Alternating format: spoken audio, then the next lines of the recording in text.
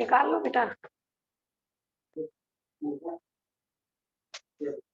मोक्ष मार्गस्य नेतारं वेत्तारं कर्मभूतताम् ज्ञातारं विश्वतत्त्वानां वन्दे तदुन्नतं त्रैकाल्यं द्रव्यषट्कं नवपदसहितं जीवषट्कायनिलेश पञ्चान्ने चास्ति काया व्रत संगति ज्ञान चारित्र वेदा इत्येतन् मोक्षं प्रभुभवन महित प्रोक्त मेरिधिरेषि प्रतीयेति श्रद्धाति स्पर्शति च मतिमान् यः सैव शुद्ध दृष्टि सिद्धि जयपसिद्धि चौविहारायण फलं पत्ते वन्दितारिहन्ते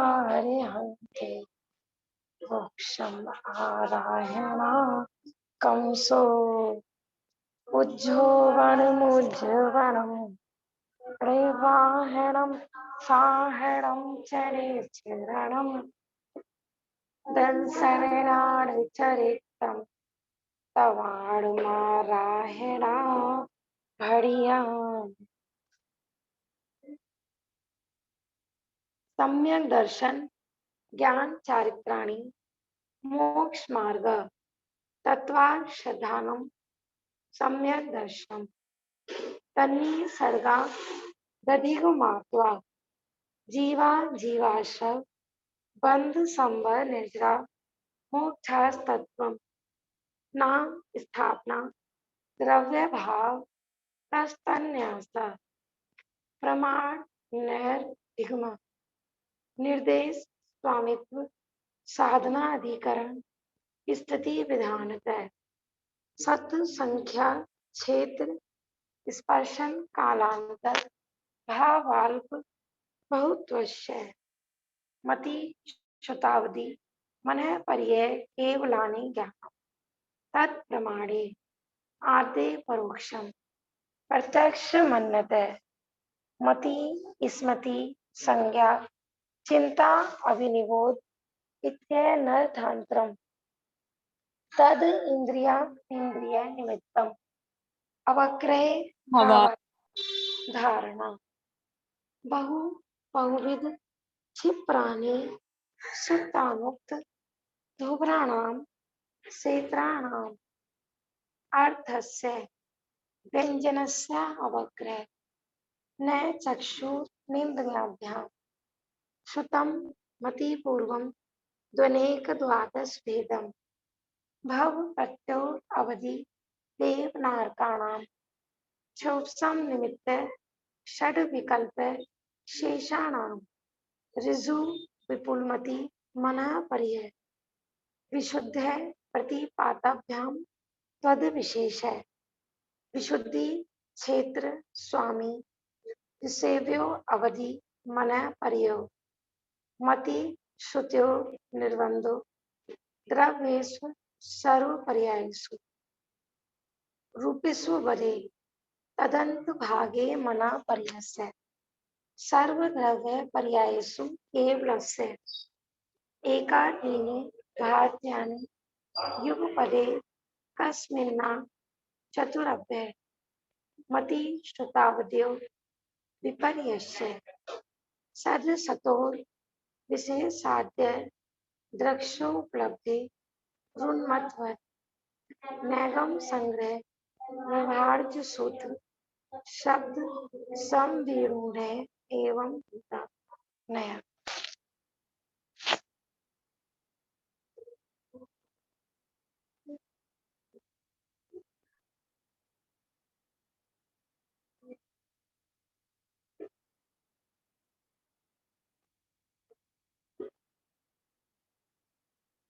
हमारे 7 नए प्रारंभ हुए थे और अंतिम सूत्र चल रहा है प्रथम अध्याय का नैगम संग्रह व्यवहार जो सूत्र शब्द समविगुण एवं भूता नया।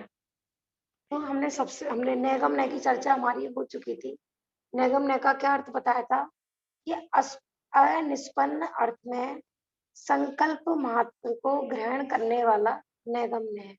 हमने एग्जाम्पल भी दिए थे कि कोई कार्य या भूतकाल में हुआ हो या भविष्य में होने वाला हो, लेकिन उसको वर्तमान में बिल्कुल हो गया इस तरह से बोलना या आज ही है इस तरीके से व्यवहार करना, ये सब कहलाता है नेगम्य, है ना। माने किसी ने अभी डॉक्टरी में प्रवेश ही किया है तो उसको हम पहले से ही डॉक्टर कहना चालू कर देते हैं, ये हो गया भावी नैगम्य। महावीर भगवान का जन्म आज से लगभग 2500 वर्ष पूर्व हुआ था, फिर हम कहते हैं कि आज महावीर जयंती है या आज भगवान का जन्म कल्याणक है, तो ये हो गया भूत नैगम्य। और वर्तमान में जैसे हम अभी चावल बीन ही रहे हैं और हम कहें कि भी कोई पूछे क्या बना रहे हो कि चावल बना रहे हैं, तो हमने कहा था यह है वर्तमान नैगम्य। इस तरीके से हमने 3 नय पढ़े थे, भूत नैगम्य, भावी नैगम्य और वर्तमान नैगम्य। फिर हमारा संग्रह ने भी प्रारंभ हो गया था लगभग।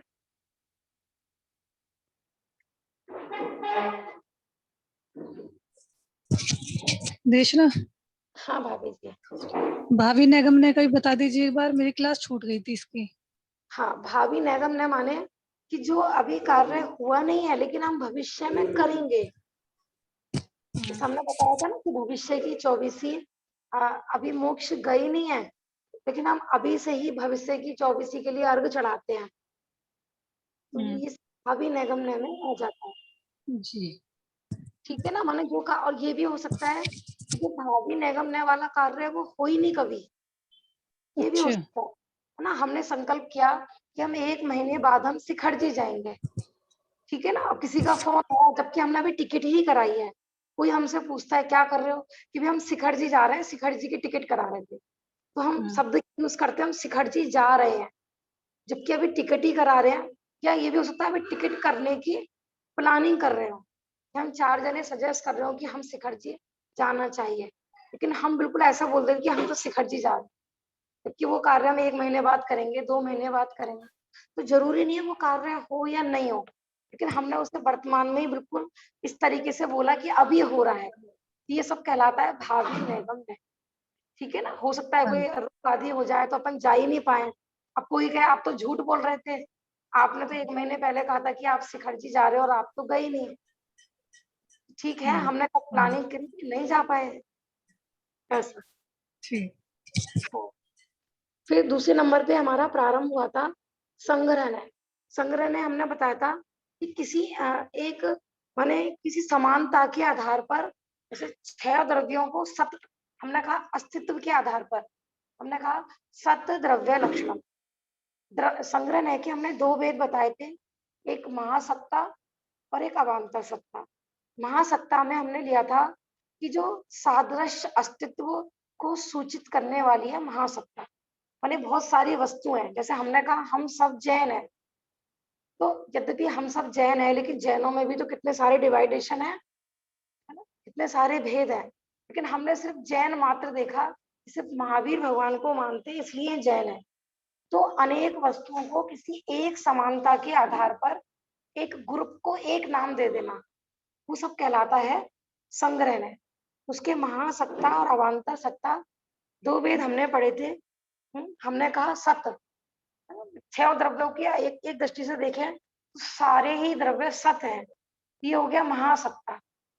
और हम कहें कि नहीं जीव का स्वरूप अलग है, पुद्गल का स्वरूप अलग है, धर्म द्रव्य का अलग है, अधर्म का अलग है, आकाश का अलग है और काल का अलग है, तो हमने 6 द्रव्यों के स्वरूप से देखा, भिन्न भिन्न देखा, तो ये हो गया अवान्तर सत्ता, है ना। महासत्ता में ही भेद खड़े करके समझना, ये देखो यहाँ पर भी लिखा हुआ है ना, एक जो महासत्ता है ना उसको बोलते हैं अपन शुद्ध महासत्ता, और जो उसके भेद किए हमने तो उसको बोलते हैं अशुद्ध महासत्ता। तो यहाँ अशुद्धता सिर्फ इसीलिए है कि हमने भेद खड़ा करा, है ना। हमने पूरे विश्व को सत मात्र ना देखकर हमने जीव को अलग किया, पुद्गल को अलग किया, धर्म अधर्म आकाश काल इनको सबको अलग अलग किया, बस इसी दृष्टि से अशुद्ध कहा है, और कोई अशुद्ध कहने का कोई दूसरा रीजन नहीं है। तो हमने संग्रह के बहुत सारे लाभ भी देखे थे कि संग्रह क्या करता है कि समाज में एकता स्थापित करता है ना, जातिगत एकता। हमने बताया था कि हमारे भारतीयों में अनेकता में भी एकता है या एकता में भी अनेकता है, तो दोनों चीजें आवश्यक आवश्यक है। देखो हम कहें कि पूरा भारत एक है, अब इसको सपोज करो कि राज्यों में डिवाइडेशन नहीं किया होता तो पूरे राज्य की व्यवस्था मानो सिर्फ प्रधानमंत्री होते और बाकी राज्यों के हिसाब से मंत्री नहीं होते स्टेट लेवल, तो इसकी व्यवस्था कैसे होती? तो व्यवस्था की दृष्टि से इसका विभाजन भी किया गया, इसमें भेद भी खड़े खड़े किए गए। तो अनेकता भी जरूरी है और एकता भी, है ना? जैसा अपन पढ़ते हैं ना, अपने आत्मा में अनेक गुण होते हैं, है ना? दो परस्पर विरोधी गुण भी होते हैं, है? जो अनेकांत, हम कहते हैं अस्थि गुण भी होना जरूरी है और नास्ति गुण भी होना जरूरी है। आत्मा एक भी है, अनेक भी है, तो ये अपेक्षाकृत कथन होता है। तो संग्रह में हमने यही पढ़ा था। देखो आगे यहाँ तक अपन पहुंच गए थे। देखो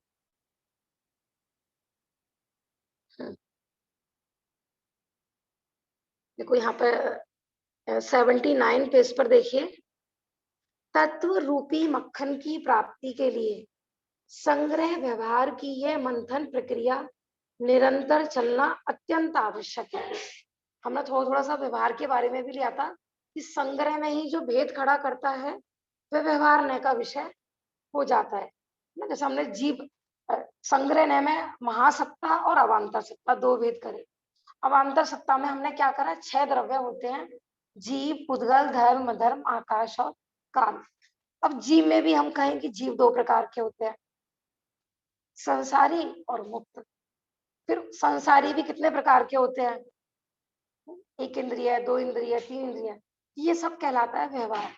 माने जहां लास्ट तक भेद करते रहो, भेद करते रहो, वो सब आ जाता है व्यवहार के अंतर्गत।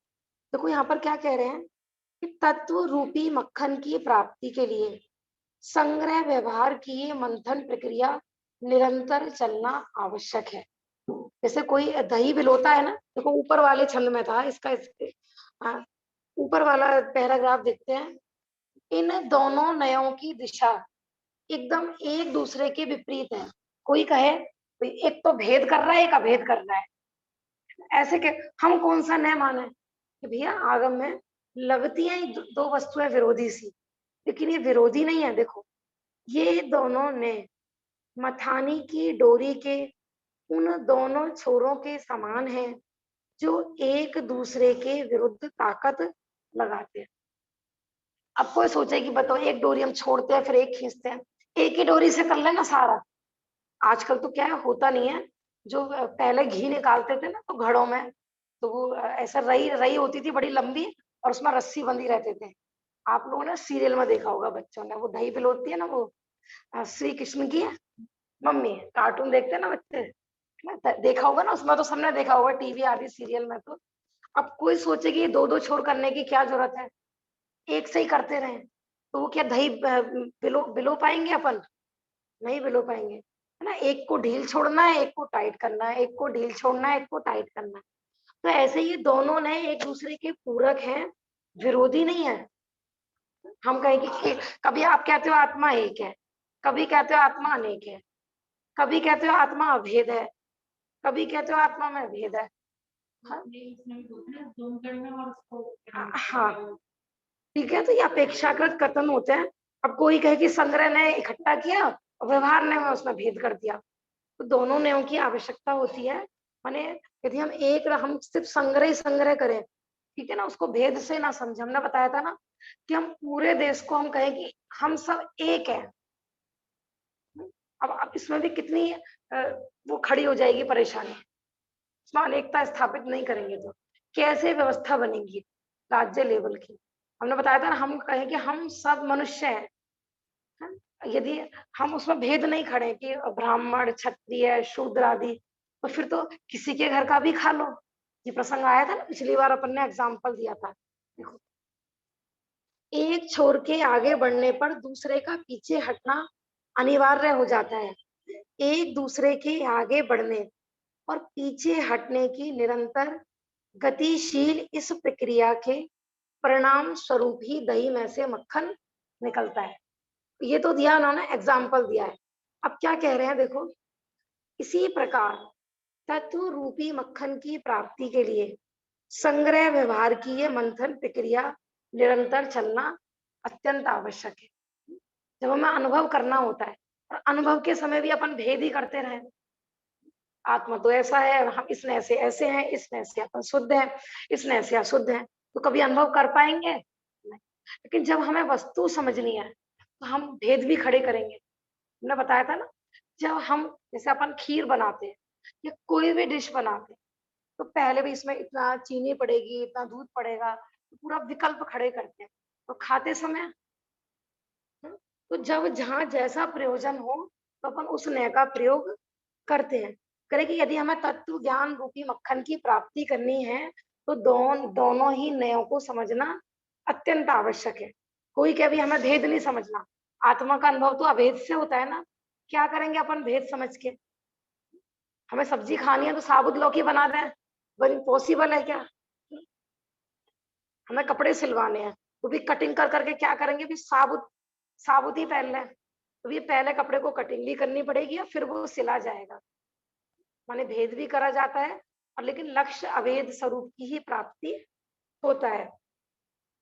सादृश्य अस्तित्व से स्वरूपा अस्तित्व के छोर तक, और स्वरूपा अस्तित्व से सादृश्य अस्तित्व के छोर तक निरंतर घूमने वाला ये नए चक्र वस्तु स्वरूप समझने का प्रतिपादन करने का अमोघ चक्र है। ऐसा कहा जाता है ना, लोक में चक्रवर्ती होता है, तो जैसे वो 6 खंड पर विजय प्राप्त करता है अपने सुदर्शन चक्र के माने वैसे तो कहा जाता है कि वो जीतता है, युद्ध करता है, वास्तव में चक्रवर्ती को ऐसे कोई युद्ध आदि नहीं करने पड़ते हैं। उसका पुण्य ही ऐसा होता है कि जहां जहां उसका चक्र चलता है ना, तो वहां वहां के राजा आकर सहज ही अपनी उसकी अधीनता स्वीकार कर लेते हैं। ये तो बाहुबली को लेकर ऐसी घटना होती है कि वो झुके नहीं थे तो उनका चक्र अंदर प्रवेश नहीं किया था। यहाँ सिर्फ एग्जाम्पल रूप में ले रहे हैं अपन कि इसी प्रकार कह रहे हैं ये नया चक्र, बहुत लोगों को ये नया चक्कर भी लगता है, कहते हैं ये पता नहीं नया चक्कर इन्होंने कहाँ से बना दिया। लेकिन यदि हमें नए चक्र का ज्ञान नहीं है, नयों का स्वरूप का ज्ञान नहीं है, तो हमने बताया था कि हमें जिनवाणी का स्वरूप ख्याल में नहीं आ सकता कि कहाँ पर कौन सी बात किस अपेक्षा से कही जा रही है। तो कह रहे हैं भैया ये नए चक्र ऐसा अमोघ चक्र है कि इसको समझने के बाद ही अपन तत्व ज्ञान रूपी मक्खन की प्राप्ति कर सकते हैं। देखो और संग्रह का महत्व बता रहे हैं। संगठन का आधार संग्रह है। संग्रह क्या करता है कि संगठन माने एकता स्थापित करता है, और विघटन का आधार व्यवहार है। घर में मानो 4-5 भाई हैं, तो हम कहेंगे भाई हम सब एक हैं दूसरे लोगों की दृष्टि में। फिर जब उनके शादी ब्याह करने हो, है ना, उनके रहने की व्यवस्था करनी हो, तब भी अलग अलग कमरे होने चाहिए, अलग अलग रसोई होनी चाहिए, है ना। कल को 4 बहुएं आएंगी तो अब कोई कहेगा नहीं हम सब तो एक ही हैं, तो एक ही कमरे में रहेंगे हम तो। पॉसिबल है क्या लोक व्यवहार? हम सब एक है ना, हम तो एक ही पलंग पे सोएंगे। तो ये एकता है तो किस अपेक्षा से है, और विघटन है माने हम विघटन को ना बुरे रूप में देखते हैं, वास्तव में विघटन भी आवश्यक है। संगठन का आधार क्या है? संग्रह है, और विघटन का आधार है व्यवहार ने। समाज के विकास और व्यवस्था के लिए दोनों की ही अत्यंत आवश्यकता है। समाज का अपने को विकास करना है, समाज की व्यवस्था करनी है, तो संग्रह ने भी आवश्यक है और व्यवहार ने भी आवश्यक है। सामाजिक विकास के लिए संगठन की आवश्यकता से तो सभी भली भांति परिचित है। सबको पता है भैया सब संगठित हो, संयुक्त परिवार सबको अच्छा लगता है, लेकिन इसके संबंध में विशेष कुछ कहने की आवश्यकता नहीं है। किंतु विघटन भी समाज के लिए कितना उपयोगी है, इस पर किंचित विचार अवश्य अपेक्षित है।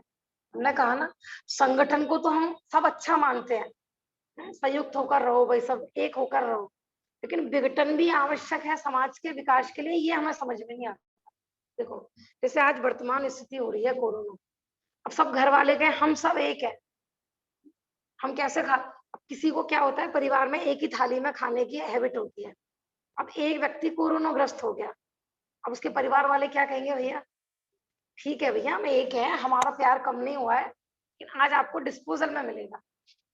पर तक समझ में आ रहा है ना, रोग क्यों फैलते हैं?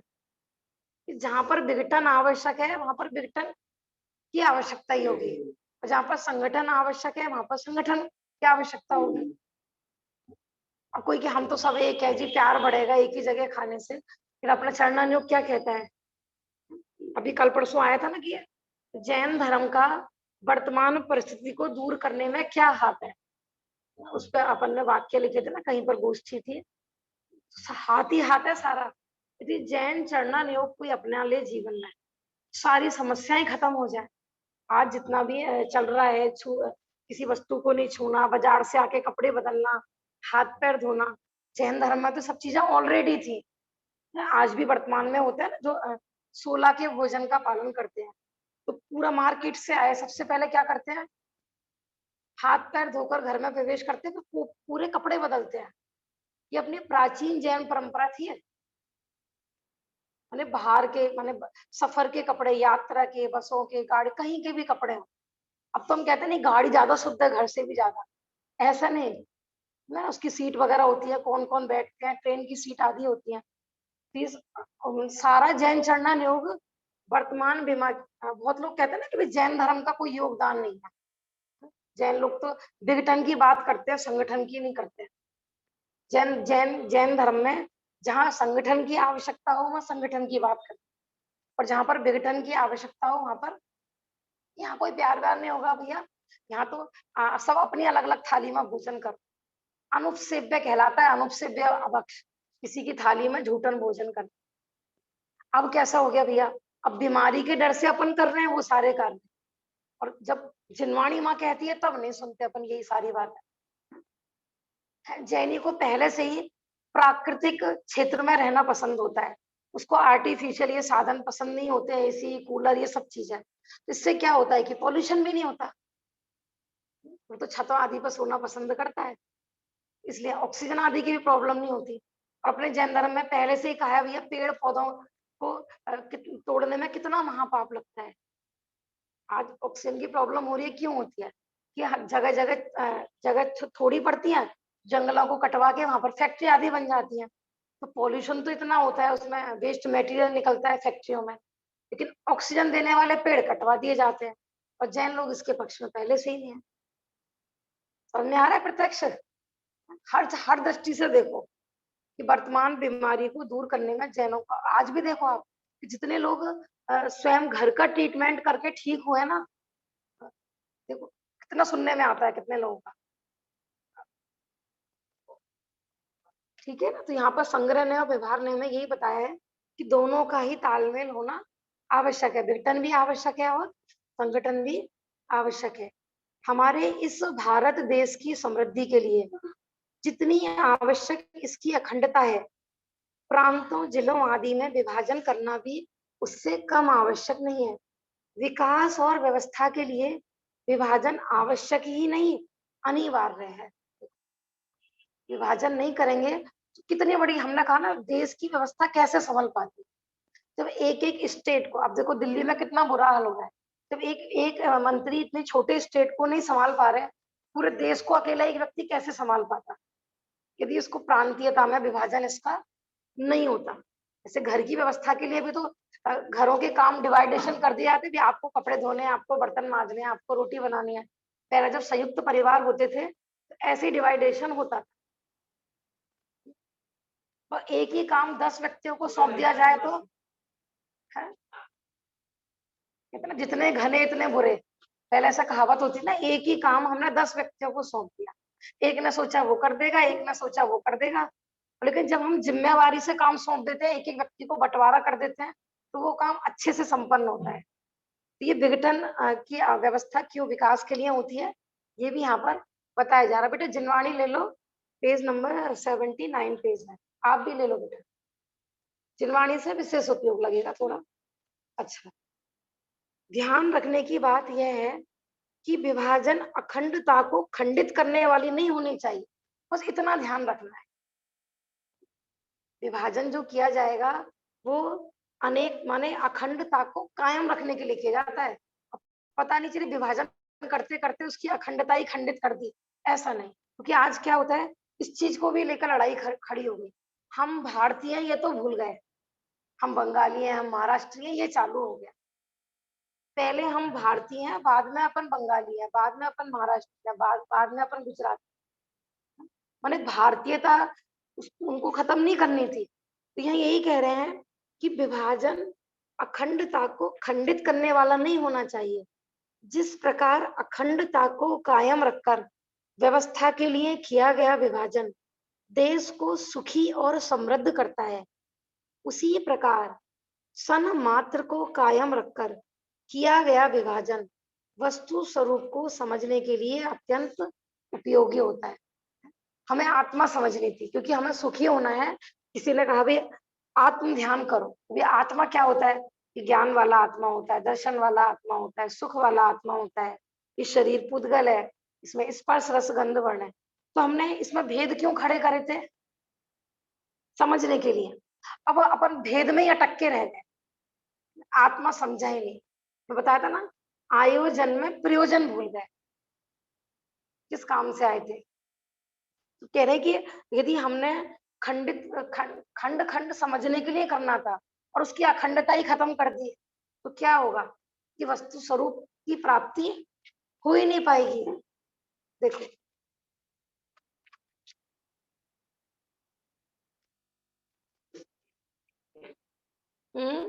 हाँ, पेज नंबर 80 पे देखिए। इस प्रकार समिष्ट की ओर ले जाने वाला संग्रह है और वेस्ट की ओर ले जाने वाला व्यवहार है। माने भेद की ओर ले जाने वाला व्यवहार है और संग्रह संग्रह की ओर, है ना, कलेक्शन हमने बताया था ना, समूह की ओर ले आने वाला संग्रह है। माने संग्रह से एकता स्थापित होती है और व्यवहार से उसी में अनेकता स्थापित होती है।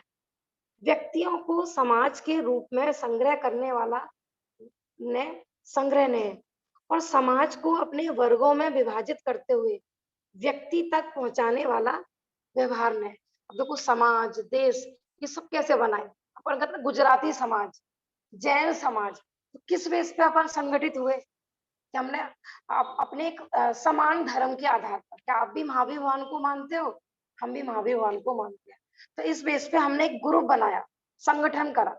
हम कहें कि हम सब एक है, किस लिए कि समाज का विकास हो। जैसे आज आती है ना, मानो जैसे अपने गिरनार जी है या शिखर जी आदि क्षेत्र है, जब जब भी वहां पर संकट आता है, सबसे बड़ी प्रॉब्लम यही खड़ी होती है। सब लोग कहते हैं ना कि ये जैन धर्म इतने विभाजन में बटा हुआ है, दिगंबर श्वेतांबर, यदि सब एक हो जाए तो किसी की हिम्मत नहीं है कि हमारे तीर्थ क्षेत्रों को छीन ले। तो यदि हमें अपने, जब हमें दूसरे से अपने तीर्थ क्षेत्र प्राप्त करने होते हैं, तो हम क्या कहते हैं, हम सब एक, है ना। ऐसे ही भजन भी आया था ना मैं दिगंबर हूँ ना मैं श्वेतांबर हूँ, मैं तो महावीर की संतान हूँ, मैं तो सिर्फ जैन हूँ, ऐसा भजन चल रहा था ना। लेकिन अब जब हम अंदर जाके देखते हैं, उनका स्वरूप देखते हैं, तो बिल्कुल ही अलग अलग दिखाई देता है। लेकिन बाहर की दृष्टि में एक होना है, ठीक है ना। लेकिन जब अब सबकी अलग अलग मान्यताएं होती हैं, और हमने बताया था घर में 4 मेंबर हैं तो चारों की अलग अलग मान्यता है, लेकिन अब उन मान्यताओं के आधार पर ही घर में लड़ाई झगड़े प्रारंभ कर दें तो भी गलत है। तो कहाँ किस अपेक्षा से संगठित होना है, किस अपेक्षा से विघटित होना है, ये अपने को समझना है। माने विघटन कोई बुरा नहीं है, विघटन भी यहाँ पर कह रहे हैं कि वो भी वस्तु स्वरूप को समझने के लिए ही किया जाता है। देखो अब जैसे देखो अपन कहते हैं ना, भरत चक्रवर्ती ने 4 वर्णों की स्थापना करी थी, क्षत्रिय वैश्य शूद्र ब्राह्मण, ऐसा आता है कि नहीं। तो उन्होंने व्यवस्था बनाने के लिए तो की थी, उनका यह अभिप्राय तो नहीं था कि मैं समाज में विघटन करूं, है ना, लोगों में मैं जातिवाद पैदा करूं, ऐसा नहीं था। समाज की व्यवस्था सुचारू रूप से चले इसलिए ये सब किया था। वो बात अलग है कि काल के दोष से उसमें फिर गड़बड़ हो गई, क्योंकि भगवान की वाणी में आया था ना, आपने जो ये ब्राह्मण वर्ण स्थापित किया है, बाद में ये धर्म से पतित हो जाएंगे। लेकिन उनको उन्होंने जो स्थापना करी थी जिस समय में, उनका ऐसा अभिप्राय नहीं था। लोक में व्यक्ति और समाज दोनों ही महत्वपूर्ण है। व्यक्ति की उपेक्षा करने वाला समाज और समाज की उपेक्षा करने वाला व्यक्ति दोनों ही अविष्ट की प्राप्ति करने में समर्थ नहीं होते। समाज किससे बनती है? समाज किसको कहते हैं रजत? है, समाज को एक व्यक्ति का नाम नहीं है ना, है ना, पूरे पूरे ग्रुप, है ना, जैनों का ग्रुप, उसका नाम हमने बोला जैन समाज। लेकिन अब कोई समाज के नाम पर ही व्यक्ति को अपन उपेक्षित कर दें, यही कहना चाह रहे हैं कि समाज में ऐसा नहीं है कि व्यक्ति अभाव हो गया, एक एक व्यक्ति भी अपने अपने लिए मुख्य होता है, बस वो विशेष कार्य से वो संगठित की जाती है। मानो समाज पे कोई आपत्ति आ गई, है ना, समाज को एक सामाजिक निर्णय लेना है, तो कोई एक व्यक्ति तो कर नहीं पाएगा, उस समय कहते हैं ना समाज की मीटिंग बिठाओ, लेकिन एक व्यक्ति का अपना पर्सनल मैटर है तो वो स्वयं सुलझाएगा।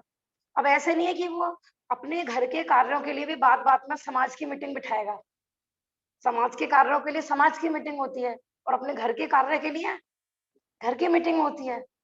तो समाज में एकता के नाम पर ऐसे नहीं किसी व्यक्ति की स्वतंत्रता उससे खंडित होती है। समझ में आ रहा है? तो इसलिए मैं बताया कि संगठन और विघटन अपने व्यवहार ने व्यक्ति तक ले जाता है और उसके व्यक्ति जीवन तक, और जो संग्रह ने है वो समाज, यहाँ पर समाज का उसका उदाहरण दिया है। दोनों में से किसी की उपेक्षा उचित नहीं है, संभव भी नहीं है। दोनों के समुचित समादर में ही समाज व व्यक्ति का हित निहित है। समाज के लेवल पर है तो भी ये समाज का, पूरी समाज का आदर होना चाहिए, और व्यक्ति है तो उसका भी अपना अपना आदर है। माने ऐसा नहीं कि हम समाज की रेस्पेक्ट कर रहे हैं तो उसमें व्यक्ति का अभाव हो गया, किसी व्यक्ति विशेष को हमने उसका अभाव कर दिया, ऐसा नहीं है। समाज के आदर में व्यक्ति का आदर निहित है और व्यक्ति के आदर में समाज का आदर निहित है। माने यहाँ पर संग्रह और व्यवहार का संतुलन बताया जा रहा है। एक तरीके से आप जैसे निश्चय व्यवहार तो आपने पढ़े ही है ना, हमें क्या लगता है कि निश्चय तो एकता स्थापित करता है, अभेद को बताता है, और व्यवहार ने उसमें भेद खड़ा कर देता है? एक घर बनाता है, एक उसको तोड़ देता है, ऐसा नहीं है, ठीक है ना। हमें क्या लगता है कि दोनों में दुश्मनी होगी, लेकिन वह दुश्मनी नहीं है। निश्चय और व्यवहार जैसे एक दूसरे के पूरक हैं, इसी प्रकार कह रहे हैं यहाँ पर संग्रह और व्यवहार ने भी एक दूसरे के पूरक हैं। देखो इधर, हाँ इधर के पैराग्राफ पे देखते हैं, हाँ सबसे नीचे का पैराग्राफ देखिए। हाँ पहले यही देख लेते हैं। संग्रह ने संग्रहणमुखी है और व्यवहार ने विभाजनोन्मुखी है। जब हम जीवों की गतियों की अपेक्षा चार भागों में विभाजित करते हैं और कहते हैं कि जीव के चार प्रकार है, देव, मनुष्य, त्रियंच और नारकी, तब मनुष्य व्यवहार नय का विषय बनता है। हमने कहा भैया चार गतियां, तो ये हो गया संग्रह नय का विषय। चार गतियां, देव, मनुष्य, त्रियंच और नारकी। और व्यवहार, जब हमने खाली एक मनुष्य को लिया तो वो कह रहे हैं कि मनुष्य, ये हो गया व्यवहार नय का विषय। किंतु जब हम मनुष्य शब्द से मनुष्य गति के समस्त जीवों का संग्रह करते हैं तब वह संग्रह नय का विषय बनता जाता है। देखो यहाँ पर क्या कह रहे हैं, हमने संग्रह ने कहां से प्रारंभ किया था? एक महासत्ता से, कि संपूर्ण विश्व सत, इससे चालू किया था हमने, तब वो संग्रह नय का विषय था। फिर हमने उसमें भेद खड़े करे, जीव, पुद्गल, धर्म, अधर्म, आकाश, खाल, तो हमने कहा ये व्यवहार नय का विषय हो गया।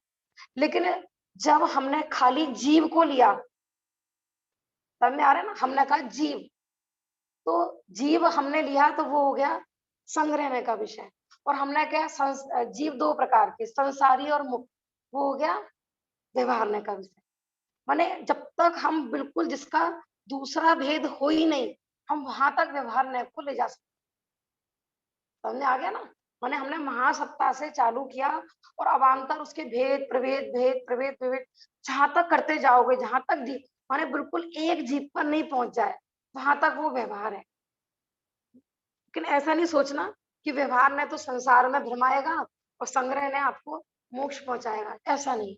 जब हम अपन निश्चय व्यवहार के बारे में पढ़ते हैं ना, तो अपन कहते हैं ना व्यवहार तो भेद खड़ा करता है और निश्चय भेद करता है। वास्तव में देखो, न कोई सा भी हो, चाहे निश्चय हो चाहे व्यवहार न, प्रतिपादन दोनों आत्मा का ही करेंगे। समझ में आ रहा है ना? ऐसा नहीं कि व्यवहार न से मोक्ष अलग होगा और निश्चय न से मोक्ष अलग होगा, क्योंकि व्यवहार ने भी तो आगे आगे धीरे धीरे, जैसे हम निश्चय ने भी यदि लेते हैं ना, तो परम शुद्ध निश्चय ने की अपेक्षा नीचे वाले ने सारे व्यवहार कहलाते हैं उस समय में। तो किसी हम पर्टिकुलर भेद को नहीं कह सकते कि ये तो संग्रह नय है और ये व्यवहार नय। समझ में आ रहा है तन्मय? ये कठिन पड़ रहा होगा थोड़ा, है ना? देखो और देखते हैं। ध्यान रहे, यह व्यवहार ने निश्चय व्यवहार वाले व्यवहार ने से एकदम जुदा है। यहाँ पर जो व्यवहार ने चल रहा है ना, संग्रह नैगम, यहाँ पर नैगम संग्रह वाले जो सात ने, यहाँ व्यवहार ने अलग है, और जो अपन निश्चय व्यवहार वाला व्यवहार पढ़ते हैं वो व्यवहार ने अलग है। हमने बताया था ना, आगम के नय अलग होते हैं और अध्यात्म के नय अलग होते हैं। यह व्यवहार ने संग्रह नय के विरुद्ध है और वह व्यवहार ने निश्चय नय के विरुद्ध है। तो विरुद्ध से मतलब आप ऐसा नहीं सोचना कि दोनों कोई शत्रु हैं। विरुद्ध का मतलब विरुद्ध प्रतीत होते हैं, है ना? माने हम कहते हैं ना, व्यवहार ने जो जो कहता है निश्चय ने कहता है, ऐसा है नहीं, कहा गया है। याद होगी ना, जब आपको हमने निश्चय ने और व्यवहार ने पढ़ाए थे, तो यहाँ पर भी हमें क्या लग रहा है, संग्रह ने कहता है कि मनुष्य है, और व्यवहार ने क्या कहता है कि नहीं, बहुत मनुष्य कई प्रकार के होते हैं। तो हमें क्या लग रहा है कि एक भेद कर रहा है, एक अभेद कर रहा है, लेकिन विरुद्ध नहीं है, विरुद्ध सिर्फ प्रतीत होते हैं। यदि निश्चय व्यवहार वाले व्यवहार नय के विषय को जानना चाहते हो, तो लेखक की एक अन्य कृति है परम भाव प्रकाशक नय चक्र, वहां से देख सकते हैं।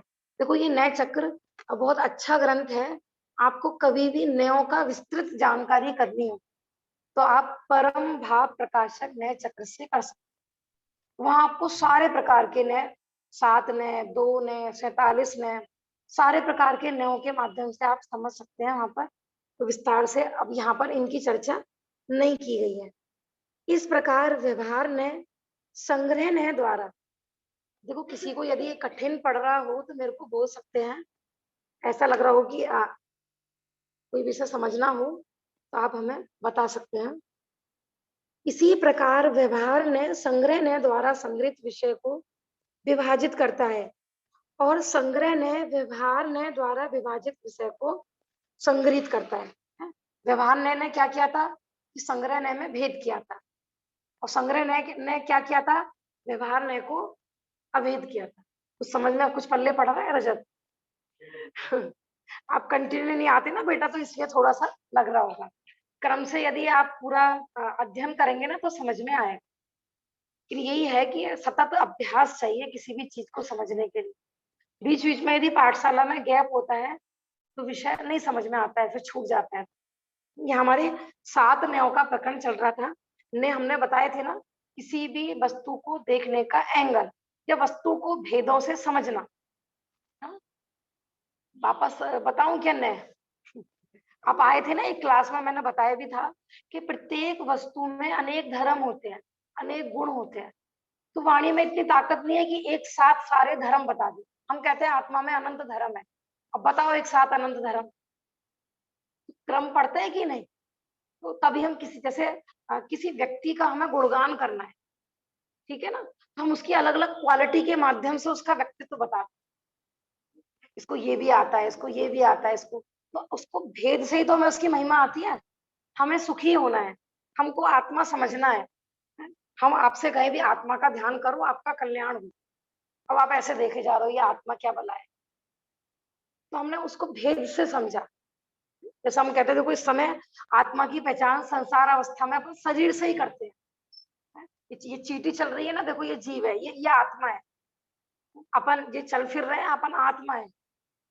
तो फिर उसको पहले हम व्यवहार न के भेदों से, असद्भुत व्यवहार न, सद्भुत व्यवहार न, वो अध्यात्म में आए ना सारे। लेकिन फिर जब पूरा हम फिर आत्मा को भी समझना है, मानो शरीर तो समझ में आ गया कि आत्मा शरीर से भिन्न है, लेकिन अब आत्मा की पहचान कैसे करें? तो उसके ज्ञान, दर्शन, सुख, वीर है, माने उसमें भेद कर करके उसको समझते। लेकिन जब अनुभव करना है तो अभेद का ही होगा, है ना? सब किसी ने पूछा भी मिश्री कैसी होती है, छोटे बच्चे से हम मिश्री मंगाए बाजार से, तो भी हार्ड होती है, व्हाइट होती है, कठोर होती है, वो पहचान करके ले आया। वो खाते समय कोई नहीं सोचेगा कि ये कठोर है, ये व्हाइट है, माने अनुभूति अभेद की होती है। फिर जब वस्तु को समझना समझाना है तो अपने को नए ज्ञान की बहुत आवश्यकता है ना। नए नए यदि नहीं समझ में आए तो सारे झगड़े, बताया था ना महावीर भगवान, नहीं समझ इसी कारण सारे झगड़े वैमनस्य पैदा होते हैं। हम कहते हैं वो तो ऐसा धर्म मानते हैं, वो तो ऐसा मानते हैं, ऐसा कह रहे थे, हम तो ऐसा माइक ओपन हुआ है, बस कर लो। हाँ जी, हाँ देखो आज झगड़े इसी चीज के हैं। हमने बताया था ना, कोई विद्वान है, मानो वो अध्यात्म के ग्रंथ पर प्रवचन कर रहे हैं, और किसी विद्वान को कर्णालोक का विशेष ज्ञान है, वो कर्णालोक का प्रवचन कर रहा है, किसी का चरणालोक पे चल रहा है, तो जो जिस ग्रंथ पर कर रहे हैं उस अपेक्षा से वो अपना अपना प्रकरण प्रस्तुत कर रहे हैं। अब कोई किसी ने कभी वो अध्यात्म के प्रवचन में बैठा था एक व्यक्ति, और कभी वो आगम के प्रवचन में बैठा था। अब वो कहेगी वहां तो ऐसे बताया जा रहा था, वहां पे ऐसे बताया जा रहा था। अब उस झगड़ा खड़ा करे कि नहीं नहीं हमें तो इन विद्वान का ही पसंद आता है, इन्होंने तो ऐसा बताया था। आप झूठ बोल रहे हैं, हम तो काफी टाइम से उन विद्वान का सुन रहे हैं। वो तो कह रहे थे शरीर आत्मा कभी एक हुए ही नहीं है, मैंने तो कभी भोजन किया ही नहीं है। आप ये क्या रात्रि भोजन छोड़ने की बात करते रहते हो? आत्मा तो रात में क्या दिन में भी नहीं खाता। तो यदि नया ज्ञान नहीं होगा ना तो कितना झगड़ा खड़ा हो जाएगा। देखो उन विद्वान ने तो कहा था पूजा पाठ से कुछ नहीं होता है? अनादि हम कितनी बार भगवान के समव शरण में गए, कितनी बार हमने मुनि दशा प्राप्त करी, कितने बार पीछे कमंडल धारण किए, सुमेरु पर्वत बन जाए, कमंडलों का इतना पानी भरा कि लवण समुद्र भर जाए या समूह रमण समुद्र भर जाए। एक तो ये प्रकरण चल रहा था, और एक जगह क्या बताया जा रहा था, भैया पूजा करो पाठ करो, है आपका जो ये पाप का उदय आया भैया भगवान का नाम लो। अब आप कोई कहे, कभी तो आप कुछ कहते हो कभी कुछ कहते हो, हमें नहीं समझ में आ रही, हम तो उन्हीं पंडित जी का सुनेंगे, वो ऐसे ऐसे बताए पता है जिनागम में इतनी अपेक्षाएं होती हैं, यदि अपेक्षा नहीं समझ में आए ना तो बड़ी गड़बड़ हो जाती है। तो प्रारंभिक भूमिका में स्वाध्याय में लगते हैं ना, बहुत लोग कहते हैं हमारा तो दिमाग ही खराब हो गया ये दिमाग दिमाग खराब नहीं हुआ, वो दिमाग खुलेगा और उल्टा। लेकिन उसमें हमने कहा ना कि अभिप्राय समझ में आना चाहिए, अपेक्षाएं समझ में आनी चाहिए। इसलिए मैं बार बार कहती हूँ ना, पंडित टोडरमल जी का 8वां अधिकार और नए चक्र, मैंने जो भी नए स्वाध्याय में लगे तो जरूर समझे, तो फिर झगड़ा खड़ा होगा कि वहां पे तो ऐसा कहा था, वहां पे ऐसा। इसलिए ये हमारा ये 7 न्यायों का प्रकरण चल रहा है। हेलो, हाँ जी, ये एक बार ध्यान रहे वाला पैराग्राफ समझा दीजिए दोबारा। हाँ ध्यान रहे, यह व्यवहार ने निश्चय व्यवहार वाले व्यवहार ने से एकदम जुदा है। हमने बताया था ना अध्यात्म समय सारा आदि में अपन कहते हैं ना, निश्चय ने और व्यवहार ने का वहां पर प्रयोग किया गया है। तो अध्यात्म के ग्रंथों में जो व्यवहार ने आता है वो कह रहे हैं कि वो अलग है, और यहाँ जो नैगम संग्रह व्यवहार जो सूत्र, यहाँ जो व्यवहार न्याय का प्रयोग हुआ है वो अलग है। मैंने दोनों व्यवहार न्याय का अलग अलग प्रयोग किया है, वो अध्यात्म का व्यवहार न्याय है और ये आगम का व्यवहार न्याय। आगम का हमने अध्यात्म और आगम में अंतर भी बताया था कि जहाँ 6 द्रव्यों का वर्णन हो वो आगम के ग्रंथ कहलाते हैं, और जहाँ आत्मा को मुख्य किया गया हो, अपने कल्याण को मुख्य किया गया हो, वो अध्यात्म के ग्रंथ कहलाते हैं। तो 2 प्रकार के व्यवहार न्याय हो गए, माने अध्यात्म का व्यवहार न्याय अलग है और आगम का व्यवहार न्याय अलग है। फिर ये कह रहे हैं कि यहाँ पर आपको वो वाला व्यवहार न्याय समझना है तो फिर परम भाव प्रकाशक न्याय चक्र से पढ़िएगा ऐसा। हाँ अब देखिए 81 पेज पर आ जाइए। यद्यपि संग्रह और विभाजन की ये क्रियाएं परस्पर विरुद्ध प्रतीत होती हैं, तथापि उनमें परस्पर कोई विरोध नहीं है, अपितु वे एक दूसरे की पूरक क्रियाएं हैं।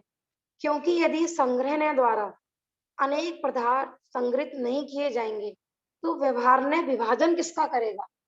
इसी प्रकार यदि व्यवहार द्वारा पदार्थ विभाजन नहीं होंगे तो संग्रह ने किसका संग्रह करेगा। तो कितना अच्छा एग्जाम्पल दिया है। जैसा अपन कहते हैं ना, व्यवहार तो छोड़ने लायक है, व्यवहार तो हे है, ये पूजा व्रत तप है, इनके आश्रय से मोक्ष की प्राप्ति नहीं होगी। पहले अपन क्या कहते हैं, पहले व्यवहार खड़ा तो करो तभी तो हे करोगे, पहले मंदिर जाओ तो सही तभी तो मंदिर जाना छोड़ोगे। कोई कहे कि देखो मुनिराज तो मंदिर जाते ही नहीं है, अपन जिस भूमिका में है कि भैया पहले वहां चालू तो करो वो चीज। तो यहाँ ये कह रहे हैं कि व्यवहार ने संग्रह ने और व्यवहार ने एक दूसरे के विरोधी नहीं है, वो पूरक है। व्यवहार ने भेद किसमें करेगा, किसमें करेगा? कि संग्रहणय का जो विषय उसी में तो भेद करेगा। संग्रहणय किसी वस्तु को एकत्रित कर रहा था, तो व्यवहारण्य में उसमें भेद करे। और फिर व्यवहारण्य ने जिसमें भेद किए थे, संग्रहणय ने क्या करा था? उसको एकत्रित किया था। है? एकता में अनेकता और अनेकता में एकता। हम सब भारतीय भी हैं, हम सब एक भी हैं और हम सब अनेक भी हैं।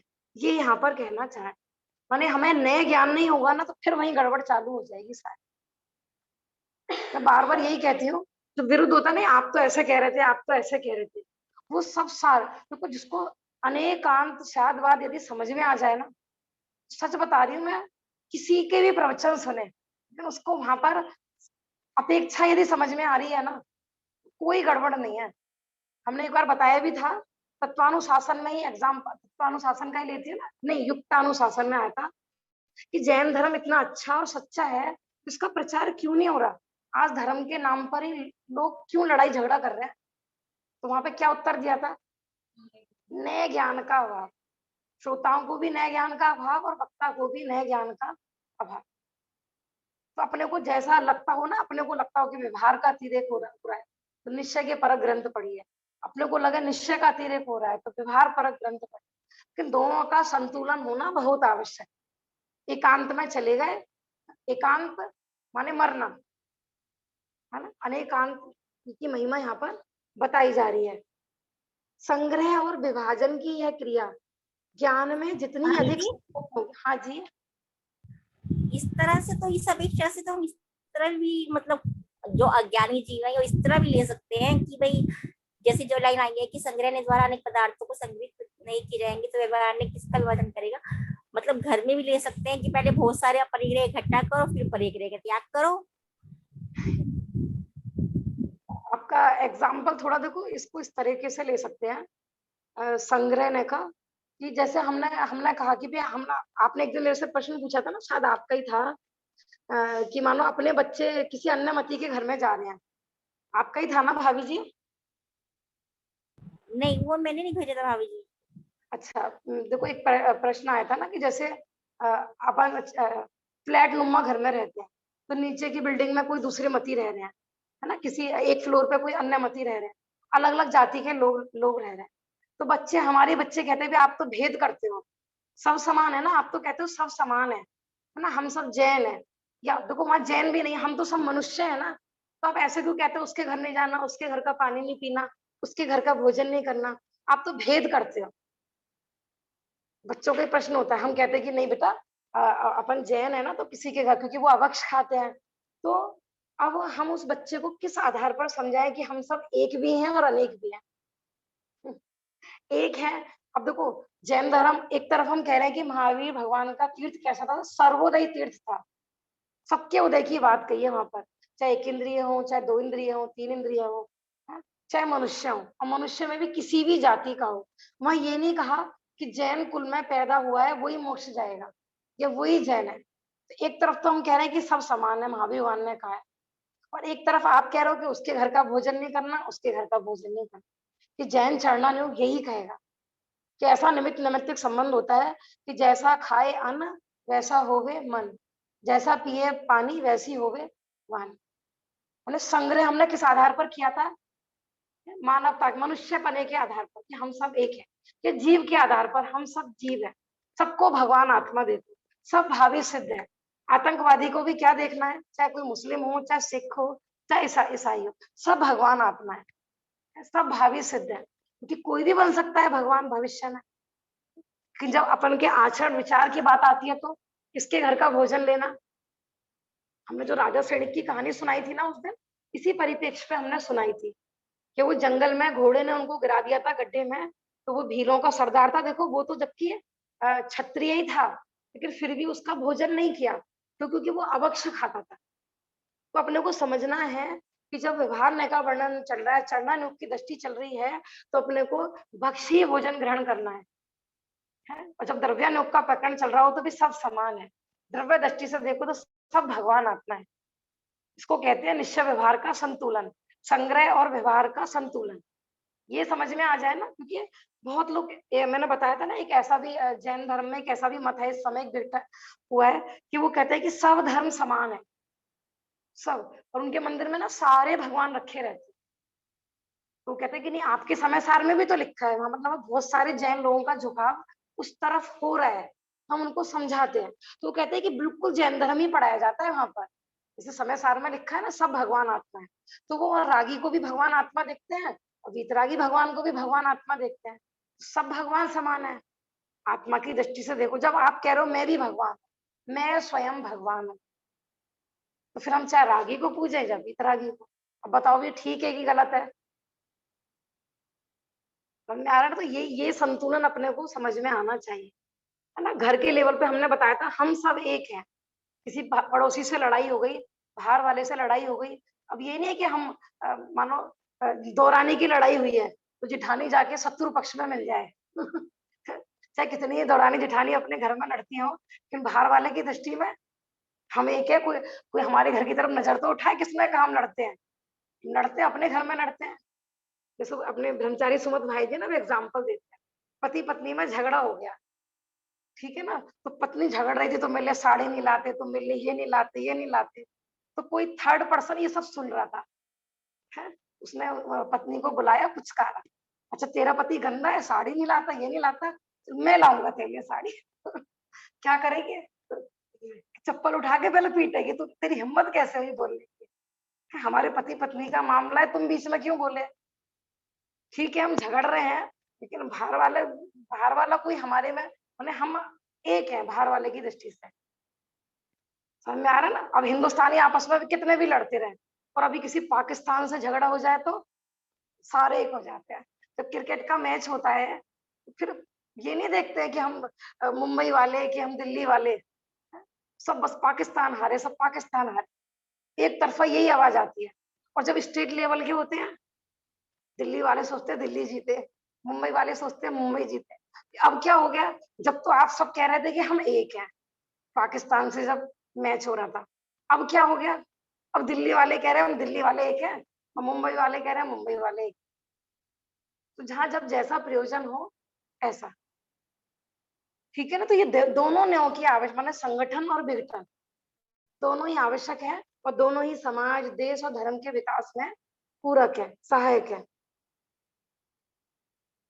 संग्रह और विभाजन की यह क्रिया ज्ञान में जितनी अधिक संपन्न होगी, वस्तु स्वरूप भी ज्ञान में उतना अधिक स्पष्ट प्रतिभासित होगा।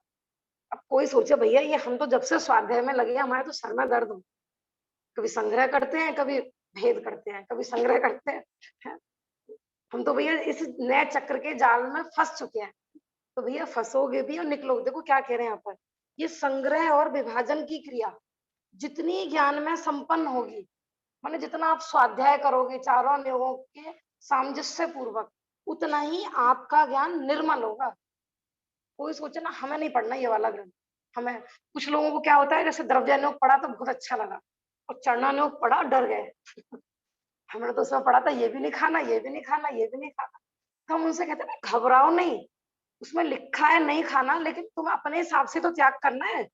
अब उनको क्या लगता है हमने पढ़ लिया और नहीं छोड़ा ना तो फिर पाप लग गया। उन्हें पढ़ने के बाद छोड़ना तुरंत जरूरी होता है। कुछ लोगों का आज यही प्रश्न होता है ना, इतना ज्ञान है, इतना ज्ञान है, तो दीक्षा क्यों नहीं ले लेते? इतना पढ़ते हो भैया, इतने बड़े बड़े ग्रंथ पढ़ लिए और आपके जीवन में इतनी सी चर्या भी नहीं आई, तो भैया तो आप उसको समझाएंगे भैया ज्ञान गुण अलग होता है, सत्ता गुण अलग होता है, चारित्र गुण अलग होता है। जरूरी नहीं है कि ज्ञान हुआ है तो उसी लेवल का त्याग भी हो, चारित्र भी हो। समझ में आ रहा है? तो जितना स्वाध्याय करोगे आपको लगेगा उलझ रहे हो, वास्तव में उलझ नहीं रहे हो, आप सुलझ रहे हो। अब कोई उलझने के भय से स्वाध्याय नहीं करे तो क्या होगा, कभी उसको मोक्ष मार्ग की प्राप्ति नहीं होगी, है ना। देखो संसार के कामों में भी तो अपन उलझते हैं, है? कितने मतलब बच्चों का जब एडमिशन होता है, वो जब नई नई क्लास की बुक्स आती हैं, कितनी बच्चे कैसे, कितनी मोटी मोटी कैसे पढ़ेंगे हम, उनको ऐसा लगता है एमए बीए की पुस्तकें आ गई। लेकिन जब पढ़ना प्रारंभ करते हैं तो वो भी सरल लगने लगती है। तो बिल्कुल घबराने की आवश्यकता नहीं है, कोई से भी ग्रंथ हो, कठिन कुछ भी नहीं है, और कोई भी ग्रंथ उलझाने के लिए नहीं बनाया आचार्यों ने। बहुत लोग कहते सीधे सीधा लिख देते ना, इतना उलझाया क्यों उन्होंने, इतने सारे नए बना बना के। तो भैया जितना पढ़ोगे, जितना स्वाध्याय करोगे, उतना ही ज्ञान निर्मल होगा। इस प्रकार हम देखते हैं कि विभिन्न दृष्टिकोणों से वस्तु स्वरूप के प्रतिपादक, अद्वैत और द्वैत के ग्राहक, ये संग्रह और व्यवहार ने लौकिक और पारलौकिक दोनों ही दृष्टियों से अत्यंत उपयोगी हैं एवं जिनागम के आधारभूत ने हैं। माने जैन धर्म ऐसा नहीं है कि सिर्फ पारलौकिक सुख ही दिलाता है। कल बात चल रही थी ना महावीर वानका ने एकांतवाद का सुख, है, चाहे सामाजिक एकता हो, चाहे देश की एकता हो, चाहे परिवार की एकता हो, है, लौकिक में भी एकता और पारलौकिक में भी एकता। यहाँ कह रहे हैं अद्वैत या द्वैत। अद्वैत माने अभेद, अद्वैत माने भेद। माने संग्रह ने अभेद करता है और व्यवहार ने भेद करता है, लेकिन दोनों ही ने उपयोगी भी हैं और जिनागम के आधारभूत स्तंभ है। कोई सोचे हम तो खाली निश्चय नय के आधार पर ही, निश्चय नय के स्तंभ पर बैठ के ही मोक्ष की प्राप्ति करें, लेकिन ऐसा नहीं है। देखो अपेक्षाकृत कथन होते हैं सारे। तो आप समय सार आदि पढ़ोगे ना, व्यवहार ने अभूतार्थ है, वो अलग अपेक्षा है। व्यवहार ने उपयोगी है, ये अलग अपेक्षा है। देखो कभी जब अपन समय सार पढ़ेंगे ना, तो समय सार में भी इतनी सारी गाथाएं ऐसी हैं कि जो व्यवहार ने का प्रतिपादन करने वाली। वहां पर ये कहा है ना कि जब निश्चय नहीं सत्यार्थ है तो व्यवहार ने का वर्णन ही क्यों करा आपने? तो भैया मलेच्छ को मलेच्छ की भाषा में समझाया जाता है। जिसकी जैसी भूमिका हो उसको वैसा ही समझाया जाता है। छोटा बच्चा होता है, हमने कहा ना, अभी देखो ये वर्ष समय सार वर्ष के नाम से मनाया जा रहा है, तो अलग अलग लेवल की समय सार की कक्षाएं लग रही है। मतलब जो ज्यादा बुद्धिजीवी या ज्यादा प्रबुद्ध समाज है, ज्यादा स्वाध्यायी वर्ग है, उनके लिए ऊंचे लेवल की समय सार की कक्षाएं लग रही है। और हमारे ये प्रत्यक्ष और उपदेश, इनकी भी समय सार की कक्षा प्रारंभ हुई है कि बच्चों को बच्चों के लेवल से समझाया जाता है। अब उसमें कोई ज्यादा स्वाध्यायी वाला बैठ जाते, आप ये क्या पढ़ा रहे हो बच्चों को? हम इनसे पूछते हैं बेटा क्या समझाया था भैया ने, तो बताते हमें ये, तो हम हंसते हैं कि देखो इस गाथा में, क्योंकि उनको सिर्फ गाथा का प्रैक्टिकल रूप, थोड़ा भाव बच्चों को समझ में आ जाए, बस ये प्रयोजन है। अब बच्चों को लग रहा है हमें समय सार जी पढ़ाया जा रहा है, समय सार जी पढ़ाया जा रहा है। तो अपने को अपेक्षा समझनी है। अपेक्षा नहीं, मैं बार बार यही कह रही हूँ कि एकदम से अपन कोई भी ग्रंथ हो, ठीक है ना, कोई भी विद्वान हो, कोई भी मत हो, तो हमें उसको हर नए से, उसके परीक्षा से, नए एंगल से समझना है। कोई जिनवाणी हमारे पास आई, हमने एकदम नकार कर दिया, हमें नहीं पढ़ना है, ये गलत है। हो सकता है उसमें आप जैन धर्म के महान सिद्धांत लिखे गए हो और आपने एक तरफ से उसका उपेक्षा कर दी उसकी, पढ़ के समझ के नए नए ज्ञान पूर्वक। किसी ने कोई बात की एकदम बुरा मान लिया, हमने बताया ना घर में झगड़े क्यों होते हैं, कि अपेक्षाएं नहीं समझने के कारण। कोई हमें देख के हंस रहा था, हंसने का मतलब एक ये भी हो सकता है कि देखो कितना अच्छा व्यक्ति, जब देखो प्रसन्न चित्त होकर हमें रेस्पॉन्स देता है। और एक दूसरा एंगल हम अपन क्या लगाते हैं, देखो जब देखो हमारी हंसी उड़ाता रहता है। ये होता है दृष्टिकोण। कल बात आ रही थी ना कि सारा नजर नजर का फेर है। नजरिया बदलना है, और इसकी नजरिया बदल जाए वही समझ लो महापुरुष है। एंगल बदल जाए, दृष्टि बदल जाए, जगत वही के वही रहेगा, परिवार वही रहेगा, समाज वही रहेगा, संसार वही रहेगा, बस हमारी दृष्टि बदल गई। तो नए ज्ञान इसीलिए आवश्यक है कि हमको ये समझ में आए कि वास्तव में किस वस्तु का क्या भाव है। कोई बात जिनवाणी की कही गई है तो किस एंगल से कही गई है। अब देखो नयों में भी इतना, कहाँ पर कौन सा व्यवहार ने प्रयोग किया गया है, संग्रह नय वाला प्रयोग किया गया है या निश्चय व्यवहार वाला प्रयोग किया गया है। समझ में आ रहा ना ऐसा। इस प्रकार हम देखते हैं कि विभिन्न दृष्टिकोणों से वस्तु स्वरूप के प्रतिपादक, ये तो हो गया ना। हाँ ठीक है, फिर अब हमारा चलेगा ऋजु सूत्र न्याय। समय हो रहा है वैसे, इतना अभी हो ही गया है वैसे समय, तो फिर भी मैं बता देती हूँ। ऋजु सूत्र न्याय, ऋजु सूत्र न्याय क्या होता है कि देखो दो प्रकार के ऋजु सूत्र न्याय होते हैं, एक सूक्ष्म ऋजु सूत्र न्याय और एक स्थूल ऋजु सूत्र न्याय। अब तक जो हमने नैगम, संग्रह और व्यवहार, तीन जो नए पढ़े थे, ये द्रव्यग्राही कहलाते हैं। और जो ये ऋजु सूत्र शब्द, संविरूढ़ एवं भू, ये सब पर्याय को ग्रहण करने वाले कहे जाते हैं। माने ये पर्यार्थिक नय से कहे जाते हैं और वो द्रव्यार्थिक नय से। तो इसमें क्या होता है, जैसे सूक्ष्म ऋजु सूत्र नय है, तो वो सिर्फ एक समय की वर्तमान पर्याय को ही ग्रहण करते हैं। और जो स्थूल ऋजु सूत्र ने है वो माने वो एक समय की माने 2 समय से लेकर और पूरी एक उत्सर्पणी अवसर्पणी को मिला के पूरा 10 कोड़ा कोड़ी सागर को भी वर्तमान कह सकते हैं। जैसे हम कहते हैं ना आदिनाथ भगवान वर्तमान 24 के तीर्थंकर है। अब कोई क्या वर्तमान तो अब है ना, पंचम काल को वर्तमान कहो, आप तीसरे काल में आदिनाथ भगवान हुए उसको वर्तमान क्यों कह रहे हो?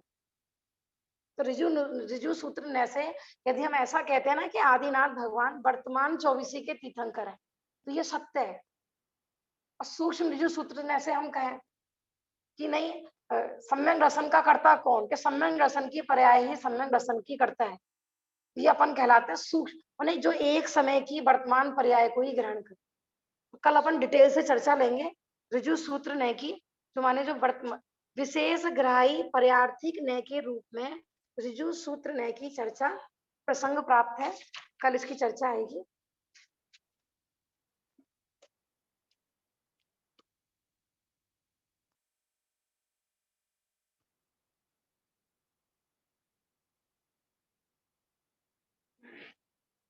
निज निधि निज में बताई यह अनंत उपकार है उसके लिए जिनवाणी मां सतवा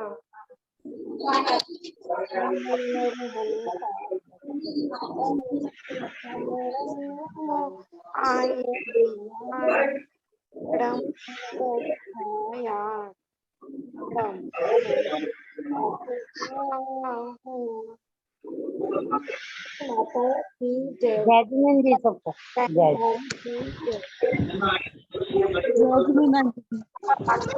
जय सभी को।